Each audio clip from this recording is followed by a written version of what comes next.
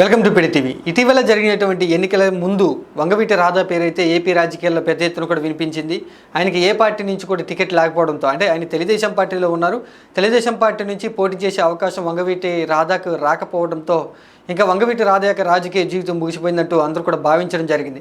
ఆయన వైసీపీ పార్టీలకు వెళ్తున్నారంటూ వార్తలు వచ్చినా కూడా వాటన్నింటిని ఆయన ఖండించడం జరిగింది. ఖచ్చితంగా టికెట్ లేకపోయినా కూడా నేను తెలుగుదేశం పార్టీలో ఉంటారంటూ కూడా ఆయన గట్టిగా అయితే చెప్పడం జరిగింది. అయితే ఇటు జనసేన పార్టీ నుంచి కూడా ఆయన పోటీ చేసే అవకాశాలు ఉన్నాయంటూ కూడా గతంలో వార్తలు వినిపించిన ఆయన గట్టిగా తెలుగుదేశం పార్టీకి నిలబడి ఉండడం, ఆ తర్వాత కూటమికి సంబంధించి తెలుగుదేశం జనసేన ఈ రెండు పార్టీలకు సంబంధించి కూటమికి గోదావరి జిల్లాలో పెద్ద ఎత్తున ఆయన ఎన్నికల ప్రచారం అయితే చేయడం జరిగింది.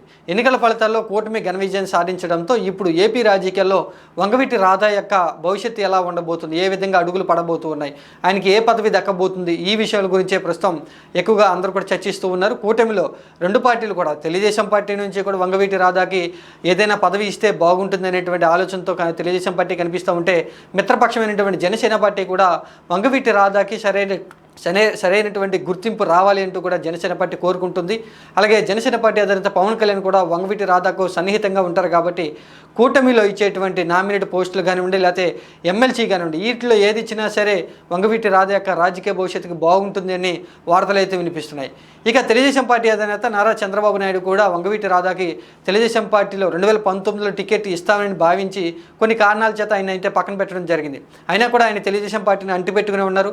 2024లో టికెట్ దక్కకపోయినా కూడా వంగవీటి రాధా తెలుగుదేశం పార్టీలో ఉన్నారు కాబట్టి ఆయన్ని ఎమ్మెల్సీ చేయాలి అనేటువంటి ఉద్దేశంలో ముఖ్యమంత్రి నారా చంద్రబాబు నాయుడు ఉన్నట్లుగా తెలుస్తుంది. గత 2 పర్యాలు కూడా ఆయన టికెట్ దక్కకపోవడంతో అయినా తెలుగుదేశం పార్టీలో ఉన్నారు కాబట్టి సమన్యాయం చేస్తే బాగుంటుంది అనేటువంటి ఆలోచనలో చంద్రబాబు నాయుడు ఆలోచన చేస్తున్నట్లుగా తెలుస్తుంది. ఇంకా వంగవీటి రాధాకి ఎమ్మెల్సీ పదవిని ఇస్తే సామాజిక పరంగా కూడా తెలుగుదేశం పార్టీకి కాపు సామాజిక వర్గం నుంచి మరింత బలం చేకూరే అవకాశాలు కనిపిస్తూ ఉన్నందున త్వరలో జరగబోయేటువంటి అంటే ఎమ్మెల్సీగా ఏదైనా పదవి ఖాళీ అయితే కనుక ఖచ్చితంగా వంగవీటి రాధాను ముందు వరుసలో చంద్రబాబు నాయుడు నిలబెట్టేందుకు ఆలోచన చేస్తున్నట్లుగా తెలుస్తుంది. ఇప్పటికే కూటమిలో సీట్లు కోల్పోయినటువంటి అంటే సీట్లను త్యాగం చేసినటువంటి నాయకులకి ఎమ్మెల్సీని చేస్తారని, నామినేట్ పదవులు ఇస్తారని కూడా నారా చంద్రబాబు నాయుడు పెద్ద ఎత్తున కూడా హామీలు అయితే ఇవ్వడం జరిగింది. ఇప్పుడు వంగవీటి రాధా 2 సార్లు సీటుని త్యాగం చేశారు కాబట్టి ఎమ్మెల్సీగా ఖాళీలు ఏర్పడితే కనుక ముందు వరుసలో ఎంపిక చేసేది వంగవీటి రాధానే అంటూ తెలుగుదేశం పార్టీ వర్గాలు చెప్తూ ఉన్నాయి. ఇటు జనసేన పార్టీ వర్గాలు కూడా వంగవీటి రాధాకు ఎమ్మెల్సీ పదవిని ఇస్తే మాకు ఎలాంటి అభ్యంతరం లేదు అనేటువంటి ఒక అభిప్రాయం కూడా జనసేన పార్టీ నుంచి అయితే వినిపిస్తుంది.